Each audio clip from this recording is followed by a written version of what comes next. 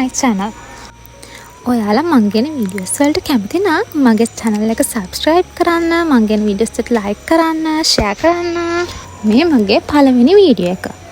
අද මගේ පළවෙනි වීඩියෝ එකෙන් මං ඔයාලට අරන් ඉන්නේ කොහොමද අපි ලිප්ටන් සීඩ් ගියේ කියලා. අපි ලිප්ටන් සීඩ් යන්න අන්න මේ බස් එක නැග්ගා. ඒ කියන්නේ පදුල්කුලම් බස් එකකට. අපිට ඉතින් බස් එකේ යන්න ඕනේ හිටගෙන. ඒ කියන්නේ අපි නගනකොට බස් එකේ හොඳටම සෙනඟ. ඉතින් කමන්න හිටගෙන ගියත් පාර ලස්සනයි. ඉතින් අපි ගියා. ඊට පස්සේ අපි හපතලෙන් බැස්සා. හපතලෙන් බැස්සාම හපතලෙන් ඔයාලට ගන්න පුළුවන් හපතලේ බණ්ඩාරඑළිය කියලා බස් එකක්. හපතලේ බණ්ඩාරඑළිය බස් එකේ තමයි අපි ලිප්ටන් සීඩ් වලට ගියේ. අපි හපුතලේට එන්න බස් එක නැගේ පඹහින්නෙන් අපිට පඹහින්නේ ඉඳන් හපුතලේට එන්න රුපියල් 150ක් විතර ටිකට් එකක් ගියා. පැයක වගේ ගමනක්. ඔයාලට කොළඹ වල ඉඳන් එනවා නම් හපුතලේට පැය 6ක් විතර යනවා. ඔයාලට කොළඹ බදුල්ල බස් එකක එන්න පුළුවන්. ඊට පස්සේ අපි හපුතලෙන් දඹතැන්න බසුත් තියෙනවා. ඊට පස්සේ හපුතලේ බණ්ඩාරඑළිය කියලා බස් තියෙනවා. ඒ බස් එක නැගලා ලිප්ටන් සීඩ් වලට යන්න පුළුවන්.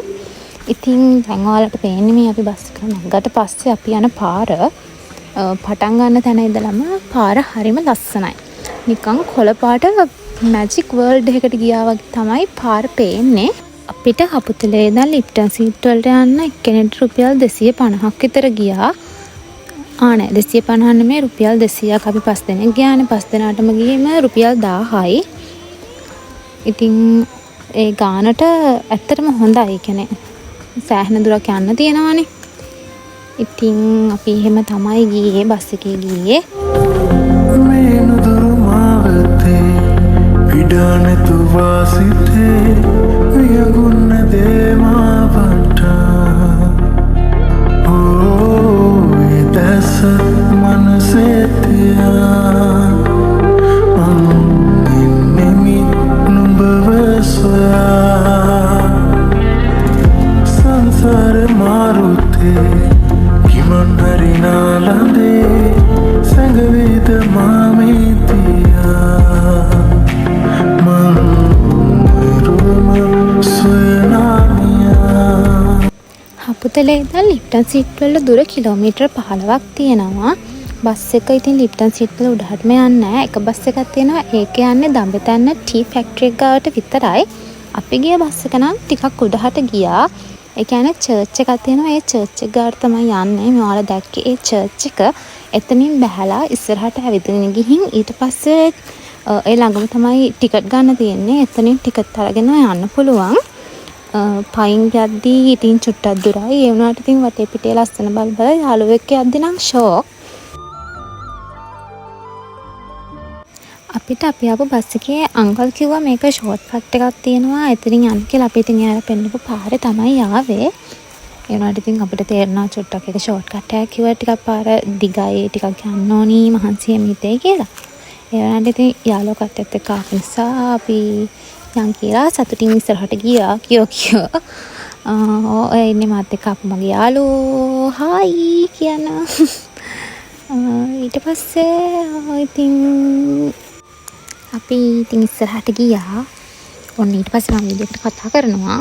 මෙහෙ ඉතින් ඒ කියන්නේ ලිප්ටන් සීඩ් ආවහම බලන්න කියලා තියෙන මේ පාරේ දිගටම තියෙන තේවතු හරිම ලස්සනට තේවතු ටික තියෙනවා. ඊට පස්සේ ලිප්ටන් සීඩ් වල උඩහට ගියාම අර පිළිමේ කියන්නේ ස්ටැචු එක නේද?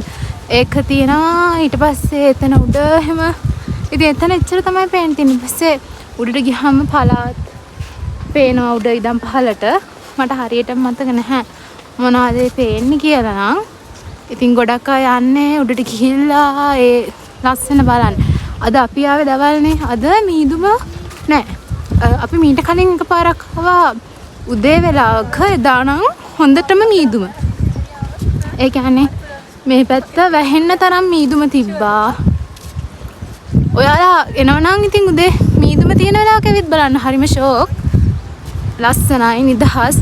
යාළුවන්ට කපල් එකකට බයික් එකක එන්න වගේ නම් ඉතින් බයික් එකෙන් තමයි ඉතින් හොඳම. ඒ කියන්නේ බස් එකේ එද්දි අපිට ෂුවර් නෑනේ අපිට ඉඩ හම්බෙයිද සීට් හම්බෙයිද කොහොමද කියලා. ඒ නිසා ඉතින් ඔයාලා කපල් එකක් වගේ නම් කපල් ඇවිත් බලන්න.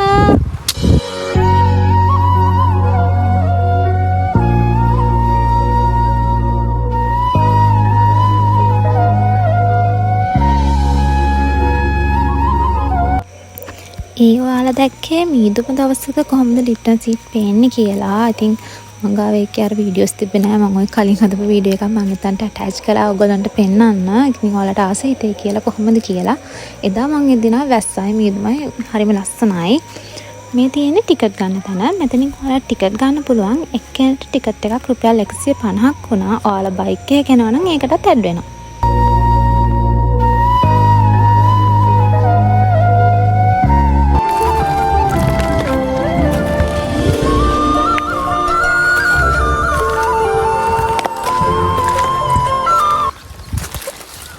අපි පාරෙන් යන්න නැතුව ෂෝට් කට් එකකින් යන්න ආවා.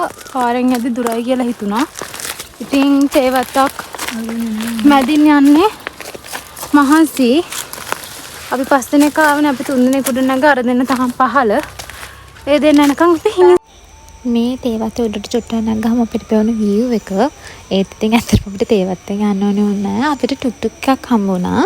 ඊට පස්සේ ටුක් ටුක් එකේ දෙන්නයි හිටියේ. ඒ දෙන්න අපිට නගින්න කිව්වා. ඉතින් අපි 5 දෙනා මේකට නැගලා කොහොම හරි ගියා.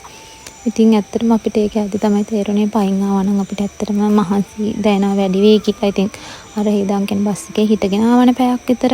අපතලේ දැන් නෙමෙයි පඹහින්නේ නම් අපතලේට එද්දි. ඉතින් ඒ නිසා මහන්සියක් තිබ්බා ටිකක් වැඩි පුළුව. ඇයි වංගු වල එනකොට මහන්සිනේ. කොහොම හරි ඉතින් අපේ වාසනාවට අපිට ටුක් ටුක් එක හම්බුණා. මේ ඔයාලා දකින්නේ ලිප්ටන් සීට් උඩහා. ඉතින් අද මීදුම නැති හින්දා එච්චර ලොකු ලස්සනක් නම් ලස්සනයි. මාර ලස්සනයි. ඒනොට මීදුම දවසට මීට වඩා ලස්සනයි. ලිප්ටන් සීට් ඇවිල්ලා ඉතින් කට්ටිය ෆොටෝස් ගන්න මෙතනයි ලිප්ටන් අංකල්ගේ. ඊට පස්සේ ඔයාලට ලිප්ටන් සීට් ගැන මෙතන කතාවක් කරනවා අංකල් කෙනෙක් ඇවිල්ලා. ඔයාලට මම චුට්ටක් අහන්න දෙන්නම් ඒ ස්ටෝරි එක මොකද්ද අංකල් කියන්නේ කියලා. මධ්‍ය පළාත වෙනස නෝරලිය ශ්‍රීපාද පිටරතලාකල වොටන්තන අම්බෙවැල වැල්සන් පොට්ටිපොළ කිරිකල්පොත අක්කල නකල් සනක පේනවා. අර පැත්තේ සබරගම් පළාතට හොඳ පේදලින උඩෝල ජලාශය එම්බිලි පිටිය සතරපත පේනවා. අම්පාර සිම්බලන්ඩුව පුත්කල අරකම්බ පොත්තුවින් මොනරාගල පෙළවතනක පේනවා. මේ ඌව පළාතට බදුල පස්තර නමනකොළ එල්ල මయ్యాගන වෙනක පේනවා. මෙතනට උස තියෙනවා සර් මීටර් වලින් 1970යි අඩි 6300 තියෙනවා මොහොත මට්ටමල උස. මේ ලිප්ටන් සර් කියන්නේ මෙයා තමයි 2800 ලංකාවට අවිලා තේ අදවල ලිප්ටන් ස්ලොට්ටි කියලා පළවෙනි අන්දල දුන්නා කියන මෙයා. ජේ තෝමස් ලිප්ටන් එයාගේ වත්ත තමයි සර් සම්පූර්ණම අක්කර 2500 තියෙනවා ලිප්ටන් සර් තමයි දෙල්තොට. එයාට අදාගන්න බැරි වුණාට පස්සේ තමයි මෙයා අදවල ලිප්ටන් ස්ලොට්ටි කියලා ඕල්ඩර් ටයිම් ප්‍රසිද්ධ කරේ කියන මෙයා. ජේ තෝමස් ලිප්ටන් ලිප්ටන් සිත් කියන ඒත්තෝ සර් මේ කල තමයි ලිප්ටන් සර් ගත්ත සීට 80 කෙනෙක් ඇවිල්ලා උදේ පාන්දර මෙතන කලගාව වාඩි වෙලා තේ බීගෙන ලිප්ටන් සර් මුළු ස්ටේට බලනවා. එයා වාඩි වෙච්ච කලයි නම තමයි සර් මෙතනට ලිප්ටන් සිත් කියලා වෙයි. මෙයා තමයි ලිප්ටන් කියලා ඕල්ඩර් ට දැනගන්න ඕන කියලා තමයි මෙයාගේ පිළිම අදලා ගන්නලා මෙතන දිනවා. ඊට අමතරව සර් දැන් ලිප්ටන් සර් ඉතින් ඒ අංකල් කියන විදිහට ලිප්ටන් සීට් වල උඩහට පළාත් 5ක් පේනවලු. ඒත් ඉතින් ඇත්තටම අපිට නම් එහෙම පළාත් 5ක් වෙන් කරලා අඳුරගන්න අපි දන්නේ නැහනේ. ඉතින් මේ තමයි මිස්ටර් ලිප්ටන් නැත්නම් ලිප්ටන් සර්. ඒ කියන්නේ ලිප්ටන් වතුයාගේ අයිතිකාරයාගේ හදලා තිබ්බ පිළිමේ. එතන ඉඳන් තමයි ඉතින් කට්ටිය ෆොටෝස් එහෙම ගන්න. ඉතින් අපිත් ෆොටෝස් ගන්න ගියා. දැන් අර ඔයාලට ඕක ගැන විස්තරයක් කිව්ව අංකල් ඉන්නේ. අර එයා කිව්ව විදිහට ඒ ගල් පුටුවේ ඉඳගෙන තමයි ලිප්ටන් සර් අර ඔය වතු ටික බලලා තියෙන්නේ. ඊට පස්සේ ඔය ඔතනින් පාඩපෙලෙන් පහළට ගියාමත් ඒ කියන්නේ ඔය පාර දිගටම ගියාම තියෙන නා වොෂ්රූම්. ඒ වුණාට ඔතනින් පහළ අපිට තේවත්තට බැස්ස හැකි. ඒ ටිකක් මාරම ලස්සනයි. අපිට නම් ඇත්තට මේ පහළට යන්න මේ බැරි වුණා. අපිට වෙලාව මදුණා. අපි ආයේ 4 වෙද්දි බස් එකට යන්න ඕනි. ආයේ පහළට යන්න තියෙනවනේ ගොඩක්. උඩ ඉඳන් බලනකොට ඉතින් මාර ලස්සන view එකක් තියෙනවා. ගිහින් බලන්න අනිවාර්යයෙන්ම. ලොකුවට වීඩියෝස් කරන්න හම්බුන්නේ නැහැ. ෆෝන් එක ඔෆ් වෙලා ලං වුණා. ඉතින් මේ අන්තිමට ගත චූටි වීඩියෝ ක්ලිප්ස් ටික තමයි මම ඇඩ් කරේ. එහෙනම් අපි ලිප්ටන් සීට් වලින් යනවා. බයි බයි. යනවා කිව්වත් ඉතින් වීඩියෝ එක තාම ඉවර නෑ. ඉතින් අපි කොහොම පාර දිගේ ගියා. ඊට පස්සේ මෙතන තමයි බස් එක නැග්ගේ. එතන හරිම ලස්සනයි. ඔය බස් එකේ නම අපිට යන්න. ඔයාලට දැන් හරියටම පේයි බස් එකේ නම හපුතලේ බන්ටාරෙලිය කියන බස් එක. අපි බස් එකට නැග්ගේ 12:00ට.